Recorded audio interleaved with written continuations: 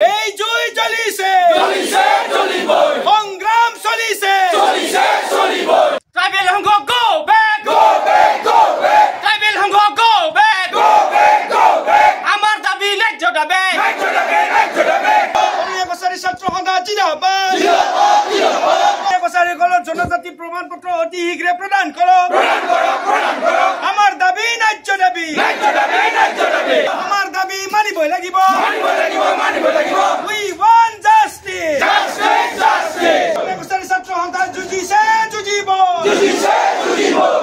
অৰণ্য কছাৰীসকল ঐতিহাসিকভাৱে জনজাতি হয় আৰু এই জনজাতি প্ৰমাণ পত্ৰ যি 2023 পৰা যি ধৰণে জনজাতি প্ৰমাণ পত্ৰ বন্ধ হৈছে বৰ্তমানলৈকে হৰণীয়া কছাৰীসকল জনজাতি হোৱাৰ পিছতো জনজাতি প্ৰমাণ পত্ৰৰ পৰা বঞ্চিত হৈ থাকিব লগা হৈছে আমাৰ ছাত্ৰ ছাত্ৰীখিনি আমাৰ নিবনুৱাখিনি আজি আমি দেখিবলৈ পাইছোঁ যে আমাৰ হৰণীয়া কছাৰী যিখিনি নেকি আমাৰ বিটিচিত বসবাস কৰি আছে বিটিচিত বসবাস কৰি থকা ছাত্ৰ ছাত্ৰীখিনি আজি বাৰুকৈ এটা সমস্যাত পৰিছে সেইকাৰণে আমি আমাৰ যি নেকি প্ৰাপ্য ন্যায্য প্ৰাপ্যৰ কাৰণে আমি এই আজিৰ আন্দোলনৰ কাৰ্যসূচী আমি গ্ৰহণ কৰিছোঁ যাতে অতি শীঘ্ৰে আমাৰ বিটিচিত বসবাস কৰি থকা হৰণীয়াসকলক যাতে জনজাতি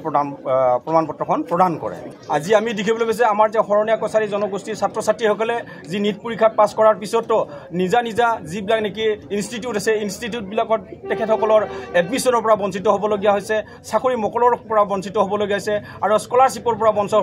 বঞ্চিত হ'ব লগা হৈছে জনজাতি প্ৰমাণ পত্ৰখন নথকাৰ ফলত সেয়েহে আমি আমাৰ অসমৰ মাননীয় মুখ্যমন্ত্ৰীক আমি আহ্বান জনাইছোঁ যে বিটিচিত বসবাস কৰি থকা যিখিনি নেকি হৰণীয়া কছাৰী ছাত্ৰ ছাত্ৰী আছে সেই ছাত্ৰ ছাত্ৰীসকলক যাতে এটা সকাহ দি আমি যাতে আমাৰ যি ন্যায্য প্ৰাপ্য এই ন্যায্য প্ৰাপ্য আমি আমাৰ জনজাতি প্ৰমাণ পত্ৰখন আমি অতি শীঘ্ৰে পাওঁ তাৰ কাৰণে আমি আজিৰ এই আন্দোলন কাৰ্যসূচী গ্ৰহণ কৰিছোঁ অসমৰ বিভিন্ন জিলাত ইতিমধ্যে আমাৰ হৰণীয়া কছাৰীসকলে জনজাতি প্ৰমাণ পত্ৰ উপভোগ কৰিছে কিন্তু আমি দেখিবলৈ পাইছোঁ যে বিটিচিত বিশেষকৈ বিটিচিত বসবাস কৰি থকা হৰণীয়া কছাৰী জনগোষ্ঠীৰ লোকসকলে কিন্তু আজিলৈকে জনজাতি প্ৰমাণ পত্ৰ পাবলৈ সক্ষম হোৱা নাই কাৰণ আমি দেখিবলৈ পাইছোঁ যে বিটিচিৰ যি তিনিওটাকৈ ডিষ্ট্ৰিক্টত যি ট্ৰাইবেল সংঘ আছে তামোলপুৰ জিলা ট্ৰাইবেল সংঘ বাক্সা ট্ৰাইবেল সংঘ আৰু ওদালগুৰি জিলা ট্ৰাইবেল সংঘ তেখেতসকলৰ নিজৰ মই মতালিৰ কাৰণে আজি হৰণীয়া কছাৰী জনগোষ্ঠীটোক জনজাতি প্ৰমাণ পত্ৰৰ পৰা বঞ্চিত কৰি ৰাখিছে তাৰ কাৰণে আমি তেখেতসকলক সকীয়াই দিছোঁ যাতে আগন্তুক দিনত যদি নিৰ্বাচনৰ আগে আগে বিটিচি নিৰ্বাচনৰ আগে আগে তেখেতসকলে যদি আমাক জনজাতি প্ৰমাণ পত্ৰ মুকলিয়াই নিদিয়ে তাৰ কাৰণে আমি বিটিচিত যি জিলা ট্ৰাইবেল সংঘ আছে তেখেতসকলৰ বিৰুদ্ধে আমি কঠোৰ আন্দোলন আমি কাৰ্যসূচী গ্ৰহণ কৰিম আমি দেখিবলৈ পাইছোঁ যে তামোলপুৰ জিলা ট্ৰাইবেল সংঘৰ যি সভাপতি ডাঙৰীয়াই ইতিমধ্যে প্ৰেছ মিট আমি দেখিবলৈ পাইছোঁ এই প্ৰেছ মিটত তেখেতে কৈছে যে 23 চনৰ পৰা যিটো নেকি আমাৰ মহামান্য উচ্চ ন্যায়ালয়ে যিটো নেকি এটা লেখ আবেদন জনাইছিলে সেই লেখ আবেদনৰ জৰিয়তে তেখেতে এই কথাখিনি ক'ব বিচাৰিছে যে যাৰ ফলত নেকি এই আবেদন যোৱাৰ পিছত অসম চৰকাৰে কিন্তু আমাৰ যি জনজাতীয় যি অৰ্ডাৰ সেই অৰ্ডাৰ কপি তেখেতসকলে মানে উঠাই লৈছিলে কিন্তু কৰ্তন কৰি দিয়া হোৱা নাছিলে যাৰ ফলত নেকি আমি পুনৰ অসম চৰকাৰ আৰু ট্ৰাইবেল সংঘৰ লগত আমি আলোচনা বিলোচনা কৰি আমি 2024ত পুনৰ আমি এটা অৰ্ডাৰ উলিয়াবলৈ সক্ষম হৈছিলোঁ সেই অৰ্ডাৰৰ ভিত্তিত আমি আমাৰ জনগোষ্ঠীখিনিক জনজাতীয় প্ৰমাণ পত্ৰ প্ৰদানৰ কাৰণে আমি তেখেতসকলক দাবী জনাইছোঁ কিন্তু তেখেতসকলে তাকেই নকৰি যে 23 চনৰ যি নেকি মহামান্য উচ্চ ন্যায়ালয়ে দিয়া নিৰ্দেশৰ কথাটোহে তেখেতসকলে আজি ক'ব বিচাৰিছে 2024 চনত যিটো নেকি আমাৰ অসম চৰকাৰ আৰু ট্ৰাইবেল সংঘ হৰণীয়া কছাৰী ছাত্ৰ সন্থাৰ মাজত যি ধাৰাবাহিকভাৱে আন্দোলনৰ পিছত আলোচনাৰ যিটো নেকি প্ৰক্ৰিয়া হ'ল সেই প্ৰক্ৰিয়াৰ মাজে যিটো নেকি আমাৰ এখন আমি অৰ্ডাৰ উলিয়াবলৈ সক্ষম হৈছিল সেই অৰ্ডাৰৰ কথাটো তেখেতসকলে আজিলৈকে কোৱা নাই এই ক্ষেত্ৰত আমি কৈছোঁ যে তেখেতসকলে এই অৰ্ডাৰ কপিটো চাওক আৰু চাই আমাৰ যি জনগোষ্ঠীৰ ছাত্ৰ ছাত্ৰীসকলক জনজাতি প্ৰমাণ পত্ৰ প্ৰদান কৰক হৰণীয়া কছাৰী জনজাতি অসমৰ এটা আদিম জনজাতি আৰু এই জনগোষ্ঠীটোৱে জনজাতিৰ মৰ্যাদা আমাৰ আজু ককাৰ দিনৰ পৰা আমি পাই আহিছিলোঁ এতিয়া ক'বলৈ গ'লে মোৰ ককাৰ চাৰ্টিফিকেট আছিল মোৰ দেউতাৰ আছিলে মোৰ আছে কিন্তু আজিৰ তাৰিখত মোৰ চাৰ্টিফিকেটটো তেওঁলোকে ইনভেলিড বুলি দেখুৱাব বিচাৰিছে আমাৰ হাজাৰ ছাত্ৰ ছাত্ৰীৰ যিসকলৰ চাৰ্টিফিকেট অলৰেডি আছে তেওঁলোকক এতিয়া অনলাইন আপডেটটো নহয় মানে কি ট্ৰাইবেল সংঘৰ ৰেকমেণ্ডেশ্যনটো লাগে ট্ৰাইবেল সংঘৰ ৰেকমেণ্ডেশ্যনটো নিদিয়ে তেখেতসকলে বিভিন্ন অজুহাত কয় 2024 চনৰ 27 জুনত যিটো আমাৰ অৰ্ডাৰ ওলাল শেহতীয়াভাৱে এই অৰ্ডাৰটোত কোৱা হৈছে যে হৰণীয়া কছাৰীসকল জনজাতি হয় গতিকে তেওঁলোকক জনজাতি প্ৰমাণ পত্ৰ দিব লাগে মাত্ৰ ট্ৰাইবেল সংঘৰ এটাই দায়িত্ব যে হৰণীয়া কছাৰীৰ লোক তেওঁ হয় নে নহয় সেইটো মানে ঠিক কৰিব লাগে তেওঁলোকৰ লেণ্ড ডকুমেণ্টছৰ পৰা আদি কৰি লিগেচি এইবিলাক চাব লাগে এতিয়া আমাৰ ট্ৰাইবেল সংঘৰ অফিচত গ'লে আমাৰ ছাত্ৰ ছাত্ৰীসকলে যেতিয়া NXRত চাইন কৰিবলৈ যায় SSC এক্সামত যিসকলে মানে ইতিমধ্যে মেৰিট লিষ্টত যিসকলৰ নাম আছে নীট এক্সামত বা বিভিন্ন যিবিলাক বাছনি পৰীক্ষা আছে এইবিলাক পৰীক্ষাত তেওঁলোকে যিসকলে মানে কৃতকাৰ্য লাভ কৰিছে তেওঁলোকক মানে এনেক্সাৰত চাইন নিদিয়ে তেওঁলোকক কয় যে তোমালোকৰ যদি আজু ককাৰ কাৰোবাৰ উপাধি বড়ো আছে তোমালোকৰ যদি ককাৰ আজু ককাৰ কাৰোবাৰ যদি ৰাভা আছে কাৰোবাৰ যদি কছাৰী আছে তেওঁলোকক আমি দিয়াত বাধা নাই এনেকৈ কয় আৰে ভাই আমি যদি বড়ো সম্প্ৰদায়ৰ বড়ো কছাৰী বড়ো মানুহে নহয় কছাৰী এটা বৃহত্তৰ মানে এটা জাতি এই বৃহত্তৰ জাতিটোৰ আমি শৰণীয়া হিচাপে ঠাল আছোঁ তেওঁলোকে বড়ো হিচাপে আছে কোনোবাই ৰাভা হিচাপে আছে এতিয়া আমাৰ আজু ককাৰ কেনেকৈ বড়ো উপাধি থাকিব আমি বড়ো মানুহ নহয় আমাৰ ভাষা সংস্কৃতি কেনেকৈ থাকিব বড়ো আমি শৰণীয়াসকলৰ নিজস্ব ভাষা কলা সংস্কৃতি আছে গতিকে এইখিনি আমি বহন কৰি আহিছোঁ আমাৰ যিহেতু বিশেষত্বখিনি আছে এটা জনজাতি হ'ব পৰাকৈ আটাইখিনি বিশেষত্ব আটাইখিনি ক্ৰাইটেৰিয়া আমি বহন কৰি আহিছোঁ তেনে ক্ষেত্ৰত আজি ট্ৰাইবেল সংঘই আমাক কোন জাতি কেনেকৈ জনজাতি নহয় বুলি তেখেতসকলে কেনেকৈ ক'ব পাৰে তেওঁলোকক কোনে অধিকাৰ দিলে কিন্তু অসমৰ বাহিৰত আমি দেখিছোঁ অসমৰ বাহিৰত যি মানে ব্যৱস্থা আছে ট্ৰাইবেলসকলক চাৰ্টিফিকেট দিয়াৰ কোনো NGOই নিদিয়ে এতিয়া অসমত দি থৈ দিছে অসমত NGOত মানে কি তেওঁলোকে মানে উঠি ৰজা বহি ৰজা হ'ব বিচাৰিছে কিন্তু আমি আৰু এটা আবেদন ৰাখিব বিচাৰিছোঁ চৰকাৰে যদি পাৰে বিভাগীয় মানে যিবিলাক আছে ডক্টৰ আছে সেইবিলাকৰ দ্বাৰা ডিচিৰ দ্বাৰা আমাক চাৰ্টিফিকেট দিয়াৰ ব্যৱস্থা পাৰিলে কৰক আৰু যদি নোৱাৰে তেনেহ'লে আগৰ যিটো অৰ্ডাৰ কপি উলিয়াইছে 2024 চনৰ সেইটো ত্ৰিপাক্ষিক আলোচনাৰ জৰিয়তে এইটো অকণমান সৰলীকৃত কৰি আমাক মানে দিয়াৰ ব্যৱস্থাটো অতি শীঘ্ৰে কৰক নহ'লে কিন্তু এই শ ছাত্ৰ ছাত্ৰী যিসকলে আজি সাংঘাতিক দুশ্চিন্তাত ভুগিছে আমাৰ হাজাৰ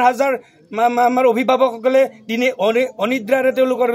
মানে জীৱন কটাইছে তেওঁলোকৰ দুশ্চিন্তা আমাৰ ছাত্ৰ ছাত্ৰীসকলৰ ভৱিষ্যত প্ৰজন্মৰ কি হ'ব আমিও চিন্তা কৰিছোঁ আমাৰো যিহেতু দায়িত্ব আছে কৰ্তব্য আছে আমিও সেইকাৰণে ওলাই আহিছোঁ ছাত্ৰ সমাজ আজি ওলাই আহিছে যদিহে আমাৰ এই চাৰ্টিফিকেটৰ সমস্যাটো অতি শীঘ্ৰে যদি সমাধান নহয় তেনেহ'লে ইয়াতকৈ বহুত ডাঙৰ জংগী আন্দোলন হ'ব সমগ্ৰ ৰাইজৰ বুকুত যিটো উমি জ্বলি থকা জুই কৰা কিন্তু দপদপাই জ্বলি উঠিব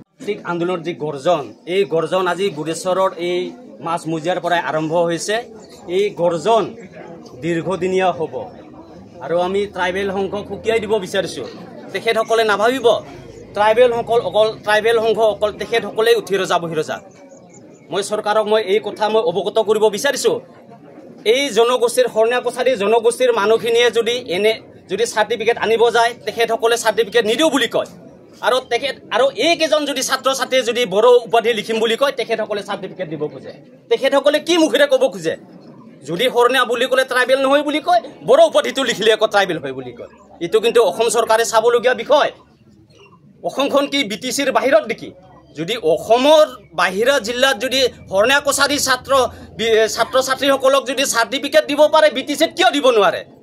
আমি এতিয়াও গণতান্ত্ৰিকভাৱে আন্দোলন গঢ়ি তুলি আছোঁ আমি গণতান্ত্ৰিক আন্দোলন যেতিয়া আমাৰ সীমা চেৰাই যাব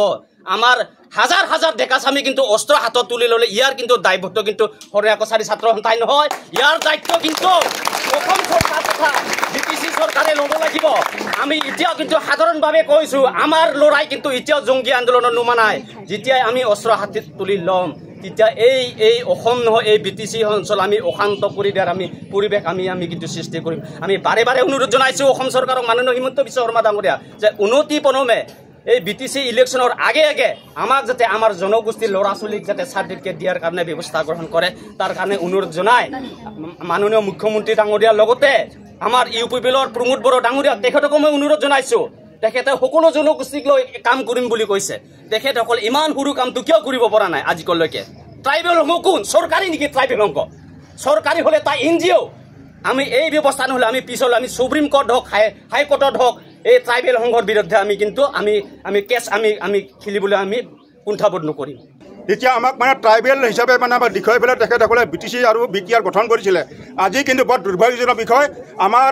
ল'ৰা ছোৱালীয়ে SSC পৰীক্ষাত পাছ কৰিছে আৰু ফৰেষ্ট ডিপাৰ্টমেণ্টত কিছুমানে এতিয়া মানে ৰানিং বাকী আছে বাকী ৰিটাৰ্ণত ইমান কষ্ট কৰি পাছ কৰিছে মোৰ ল'ৰাটোৱে 2টা পৰীক্ষাত পাছ কৰিছে